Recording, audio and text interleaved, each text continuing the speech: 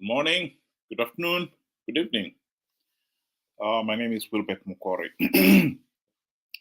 I've just been listening to this interview that Eddie Cross had with Blessed Mhlanga. I think if you can get a chance to listen to it, it's worthwhile. Because I think in it, the two gentlemen discussed a lot of things that will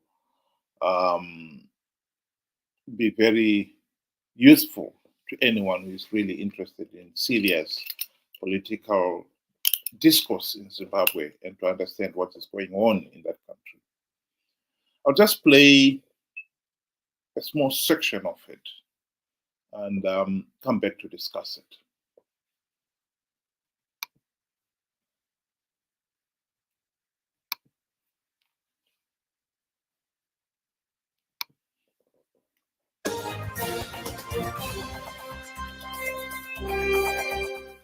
Now, welcome back to this, The Free Talk, in proud partnership with the Frederick Newman Foundation for Freedom. And I'm in conversation with Eddie Cross. Now, Eddie Cross is taking us through the issues around the economy, the politics, and the people in Zimbabwe. Now, thank you very much, Eddie. Now, before we went to the break, you were talking about how things are really better in this country. Many people, including organizations, have said that the human rights situation in this country is worse. There's no real democracy. The economy is tanking, and the majority of the people, as we know them, the middle class, is being destroyed. And yet our government is talking about a middle-income economy in 2030. How do we balance those views? Well, first of all, I don't agree with most of that. All right. In 2018, Emmerson Mnangagwa took the risk of actually counting the ballot. You know, I fought every election from 2000 with the MDC until 2018. I can't remember an election that we didn't win, but Zanu PF simply manipulated the vote. In 2000, with the 2008 election, we know that Morgan got 57% of the popular vote. Mugabe only got 27%. Mukori got 18%. Mukori nearly beat Mugabe in 2008. What did they do? They burnt the ballot boxes and simply announced a false election number, supported by Mbeki, president of South Africa. You got to ask yourself, why did South Africa, the most powerful country in Africa, diplomatically important around the world, support this kind of falsehood? But they did. They forced us into a GNU where although we had won the election, we were the junior player. We accepted it for the sake of the people. But in 2018, Emmerson took the risk of allowing the vote to be counted properly. Not a single seat was challenged in 2018. Every seat that was contested, the people accepted the vote. Okay, and he beat Chinamasa. And I've told Chinamasa that you were beaten by 300,000 votes. I've told him that if the election had continued for another month, he would have beaten Emmerson Mnangagwa. And I've said to him, even then, if you had beaten Emmerson Mnangagwa, do you think he would have been in power? Not for 5 minutes. You wouldn't even see the front door of State House. I told Chinamasa that because the army wouldn't allow it. They wouldn't allow it. I can tell you that Mugabe, during the coup, during the military transition, he offered the presidency to the current vice president, the head of the army, Chiwenga. And when they asked the young officers who are running the coup, will you accept Chiwenga as leader? They said, under no circumstances. We want Emmerson Mnangagwa as leader of the new government. But in 2018, he won the election. And there's general acceptance of that. Even the Americans accept that he won the election. And the big problem then was that Chinamasa didn't accept that he would step into the role of leader of the opposition. And I think that was a huge mistake, because Emerson offered him the role of leader of the opposition. He said, you come and sit in Parliament opposite me. When the question time comes up on a Wednesday afternoon, you can question me every week. You can challenge me. I'll give you an office at Parliament. I'll give you a car and a driver. I'll give you a secretary. You'll be leader of the opposition. And he refused. And so we had a Parliament where the opposition was virtually leadership. Well, I'll stop it right there. The main problem I have had over the years with Mr. Cross is his downplaying of the GNU itself. In his talk there, as we had, he moved from the Zanu PF political machinations in 2008, which everybody accepts. But when he moved to the GNU itself, while I agree that the GNU, the Government of National Unity, was not the ideal solution, he talks of the MDC had won and yet we were given the junior role.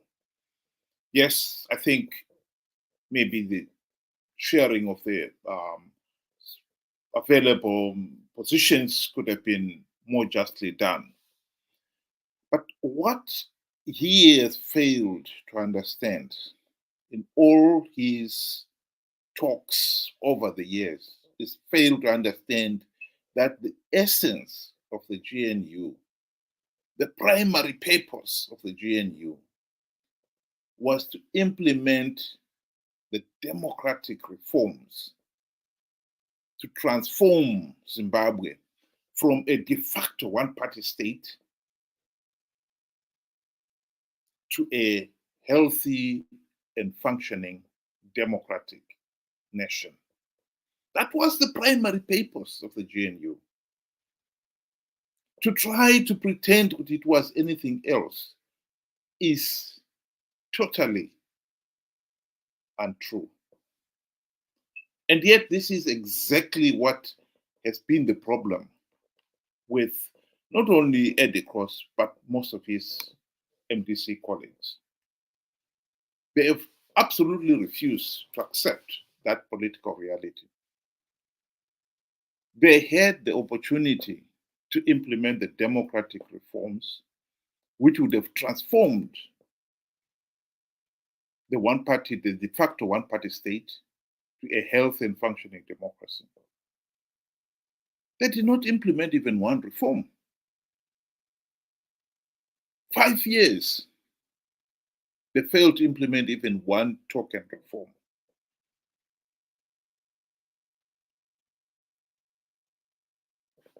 Why do people like Eddie Cross downplay that point? Well, it's simple. The main problem we have had in Zimbabwe is that the electorate themselves have not been on the ball. They've never put the opposition to task on that issue. And many of the voters didn't even understand what the reforms were all about. Indeed, some of them, if you talk to them, will tell you, oh, the opposition, the MDC did very well during the GNU. They managed to revive the economy. Yes, they did. Nobody will dispute that. The economy did significantly improve. In fact, the first year of the GNU, the country registered 12% growth rate. And the year before, it was -6%. So in other words, we have moved from -6 to 12, which is nearly 20% growth rate, a record. But that was achieved by two basic acts. The first one was to scrap the Zimbabwe dollar. By the end of 2008, before the formation of the GNU, inflation had soared to 500 billion%. It was impossible to do business under those conditions. And so scrapping the Zimbabwe dollar for the multi-currency system, including the US dollar, immediately enabled the country to start doing business again. The goods that had been in shortfall in the shops started filling up again. People could finally start doing business. The second act was to remove the price controls. Those two alone contributed to a significant improvement of the economy. And those two acts alone did not require 5 years. Indeed, the scrapping of the Zimbabwe dollar was done in November 2008. And the new GNU government was not sworn in until February, starting with the Prime Minister, Morgan Tsvangirai himself. I think he was sworn in on the 9th of February 2009. And then a few weeks later followed the ministers, or the various ministers. So the scrapping of this Zimbabwe dollar was done by the Mugabe administration, if you want. Whatever economic activities that the GNU did, and I'm not denying that they were involved in many other economic activities, those did not stop them implementing the reforms. That is the important point. The process of implementing the democratic reforms could have gone ahead and should have gone ahead during the GNU. And credit where credit is due. SADC leaders did try to coerce, literally, nag MDC leaders to implement the reforms, but to no avail. MDC leaders were bribed by Robert Gabriel Mugabe during the GNU. He gave them the ministerial cars, the very generous salaries and allowances, and for Morgan Tsvangirai, the US $4 million mansion in Highlands. And in return, they forgot about the reforms. People like Eddie Cross have avoided talking about the reforms, the GNU years. Why did you fail to implement the reforms? They've gone out of their way to avoid answering that question. Because they know if they're going to answer it, they cannot deny that they took their eyes off the ball.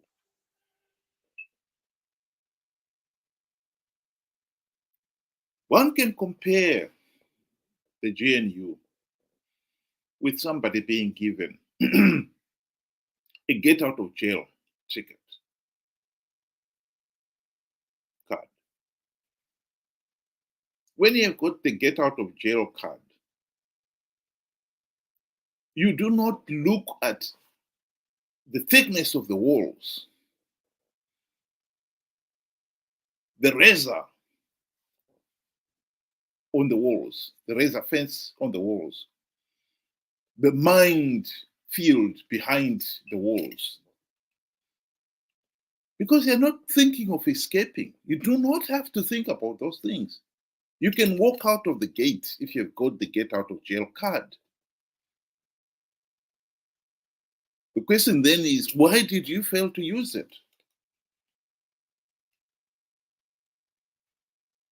If you speak to some of the MDC leaders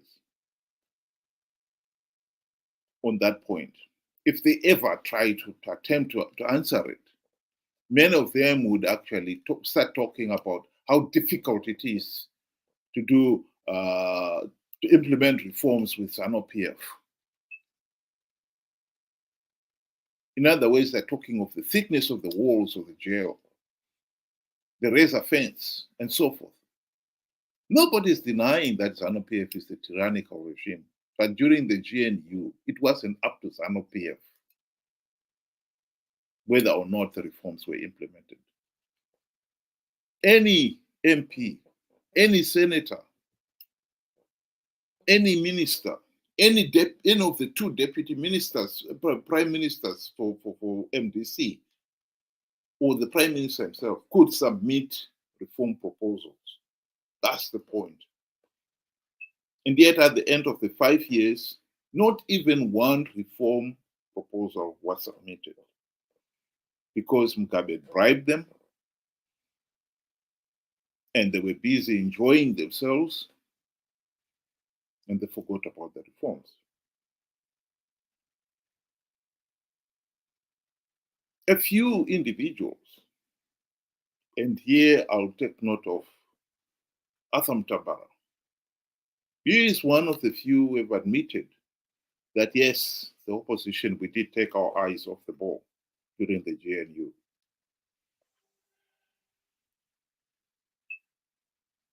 I think the main reason why the opposition have managed to get away with it is because the people of Zimbabwe themselves have not caught up with that political reality that this guy sold out. And so, of course, it is not in their interest to bring it up. And indeed, they've managed to get away with it to the point where they even come up with a counter narrative.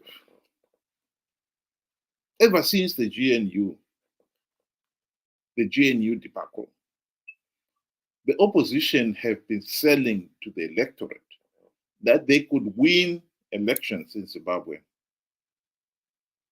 without the reforms. They are coming up with strategies of how to win rigged elections. They accept that Zanu PF is rigging, but we can come up with strategies to counter that, which is not true, of course. It's all nonsense. They've never come up with any strategy that has stopped Zanu PF rigging the elections. In 2018, which is what our friend Eddie Cross was talking about, he's talking of Mnangagwa took the risk of counting the votes. Counting the votes, the rigging of the elections are not only, the elections are not only rigged when you count, they are rigged way before that. The failure to produce a verified voters roll, for instance. Many of the people in the diaspora, for instance, were denied the vote. Zanu PF has never produced a verified voters roll. One of the common problems with failing to produce a verified voters roll, for instance, is you think you're on the voters roll. When you go to vote on the day of voting, you find your name is not there. Voter registration in 2018, which Eddie Cross is talking about, people in the urban centers found it near impossible to register to vote because those were considered to be opposition strongholds. And yet in the rural areas, no problem. So we cannot consider the election to be free, fair, and credible just because the counting was done. the vote rigging had already taken place. But even if we consider the counting alone, Eddie Cross was talking of no result was ever challenged. Well, there was a challenge of the presidential vote. And in the Constitutional Court, it was shown, in fact, ZEC's own affidavits showed that there were at least 12 polling stations in which 2 polling stations had exactly the same number of votes. Exactly the same. The same number of total votes cast, the same number of votes cast for Mnangagwa, the same number of votes cast for Chamisa, and so forth. Exactly the same. To have that in 2 polling stations is highly unlikely. But to have in 12, where 2 polling stations or more had exactly the same number of votes cast, is outrageous. The only rational reason why that could have possibly happened is that, of course, that is a double entry. When you come to adding them, that polling station was added twice. And one of the common features in all those 12 was that Mnangagwa was leading comfortably in all 12.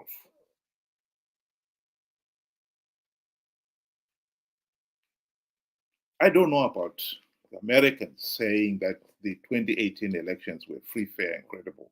I don't know about that. But I don't see how they could possibly say that when they know. In fact, they are the ones who had been urging Mnangagwa to implement democratic reforms, free up the media, stop a proper, a verified voters' roll, etc., etc. And none of those things were done. And the European Union, who had observers, a very big team of observers in 2018, they condemned those elections as not being free, fair, and credible. They were not international standard, they say. So I don't know where Eddie Cross is getting all this, that Mnangagwa somehow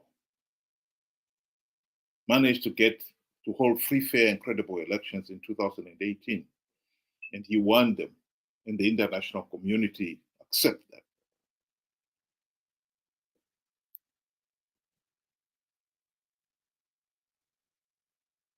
Zimbabwe, the issue of the GNU, both Zanu PF and the opposition have wanted to have that part of the country's history literally airbrushed so that nobody gets to talk about it. The opposition, the main reason for it is, of course, they don't want it to be known that they sold out. So it is in their interest that that part of the history is the least said about it, the better.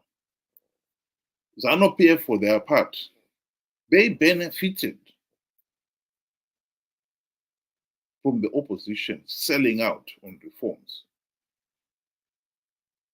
And they don't want to talk about it because they know if they were to talk about it, the electorate would turn around and say, right, let's go back to those GNU and implement those reforms. It is not in Zanu PF's interest to implement those reforms. Zanu PF does not want the reforms to be implemented. Zanu PF knows that it can only hang on to power as long as they're able to rig the elections. So they don't want us to talk about reforms. If we can pretend the GNU was done properly and the new constitution delivered all the changes we want, that to Zanu PF is what they would want. In fact, the only time that Zanu PF actually admitted that the opposition had not implemented any meaningful reforms was in June 2013, when SADC called a special SADC summit in Maputo. And at it, SADC leaders were saying, no, we cannot go into fresh elections in Zimbabwe without first implementing the reforms.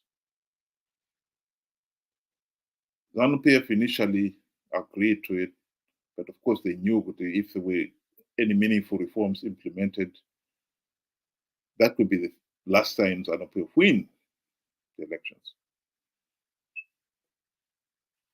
And so when they came back to Zimbabwe, they said, no, we can't. And that is when the then Minister of Justice and Parliamentary Affairs, Patrick Chinamasa, called a press conference at which all the SADC diplomats were invited, and other diplomats were invited too, and the press.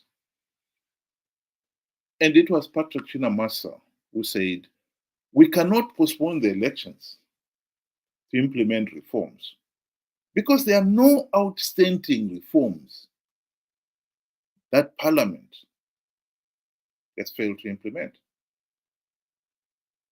I was the Minister of Justice and Parliamentary Affairs, he said. And I can tell you now that there were no reform proposals that had been submitted in Parliament, and Parliament has failed to act on them. In fact, in 5 years, there's not even one meaningful reform proposal that has been submitted. And it is true. So why would we postpone the elections to allow reforms to be implemented when in reality, no reform proposals were ever submitted? Our friends in the opposition never submitted any reform proposals. And this is what the opposition is protecting. They would not want to admit that. Even the likes of Atham Tabara, the best he could do was to admit that they took their eyes off the ball on reforms. But as far as I know, he has never revealed the details and the consequences.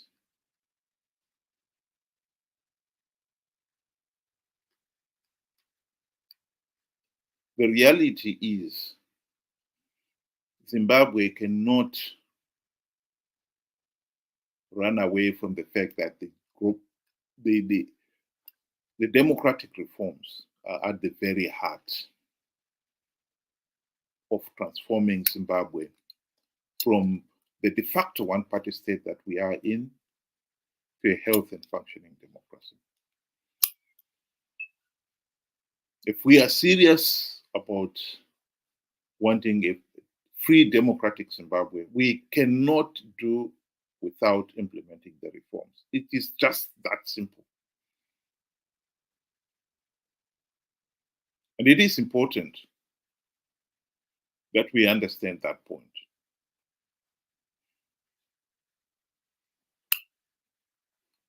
And at the present moment, I think in conclusion, I would like to underline the fact that the present opposition of the same individuals who were in the GNU will never implement any reforms. If they fail to implement even one token reform during the GNU, when they had the golden opportunity to do so, it is naive, to say the least, to expect that they will do so now,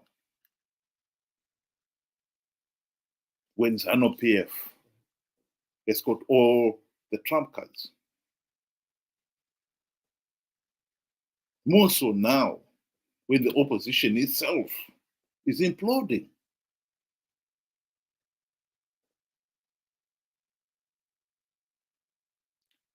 What the people of Zimbabwe must understand is that they really cannot trust the present opposition as the leadership that is there now to implement these reforms.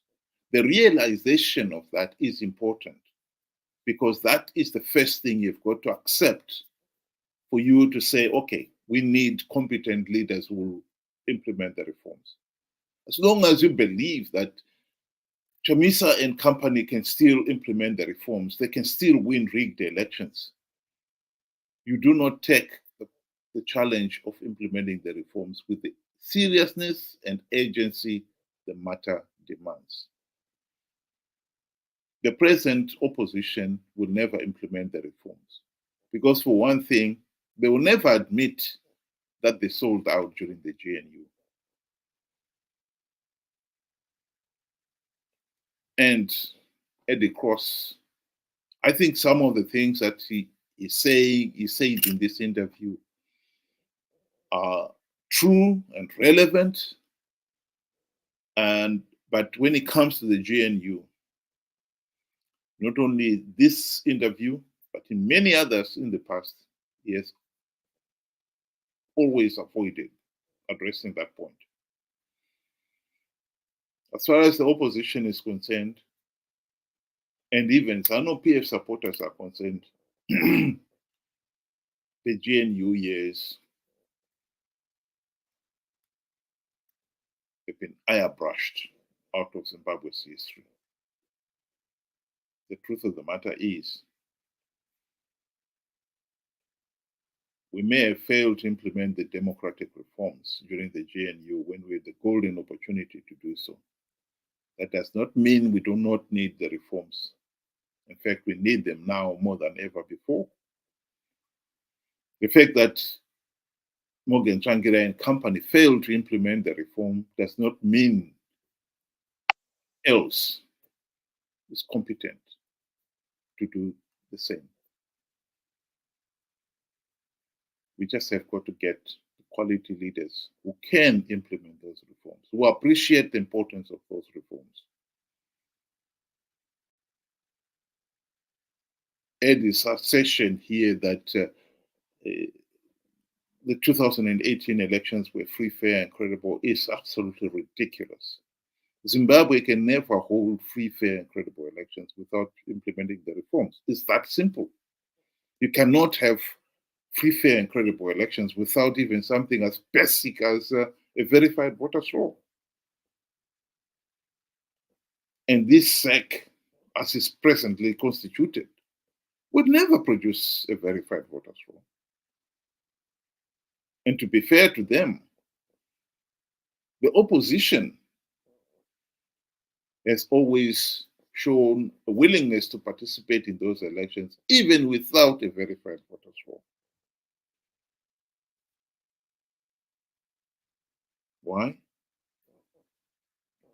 Because the opposition is sold out on reforms and they've been content to participate, give Zanu PF legitimacy, and in return get a few of the gravitron seats.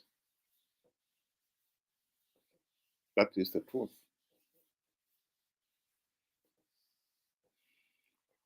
The prospect of Zimbabwe elections in 2028 being rigged is real.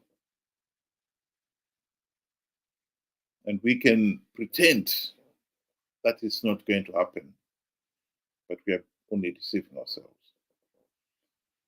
The opposition would want us to believe that they will come up with another set of strategies of winning rigged elections.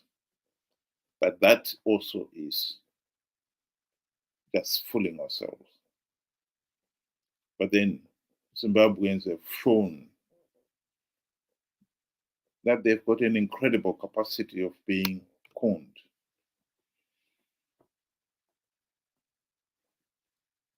And they will be easily conned again.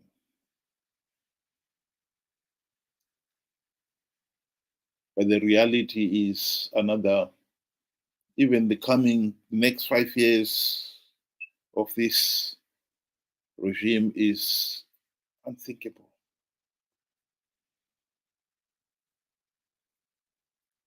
and come 2028, give Zanu PF another 5 years. But as long as Zanu PF, Zimbabwe remains a pariah state, I honestly do not see how the country could have any meaningful economic recovery, and that's getting out of this mess.